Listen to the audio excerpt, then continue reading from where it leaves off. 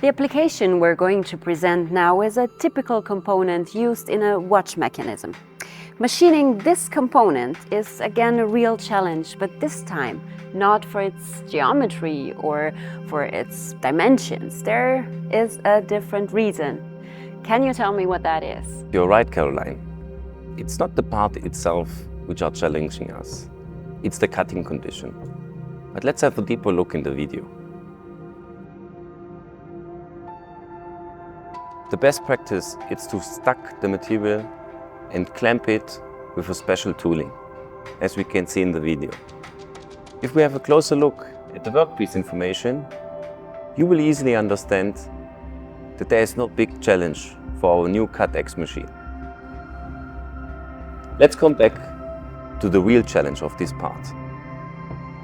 Even with problematic cutting condition, we can provide you the perfect flushing, due to the fact that we could reduce the flushing diameter down to 5 mm.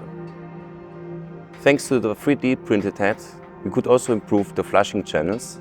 But not only this. In this example, we have the distance between workpiece and wire guides about 12.5 mm, which is the minimum what you can reach. As we can see, even under these difficult conditions, we could maintain the contour accuracy about plus minus 1.5 micron. In the video, we saw that the flushing has a diameter of 5 mm and that the distance between the wire guides and the workpiece is 12.5 mm. But what would have happened if we cut that piece with a previous version of a high-end cutting machine?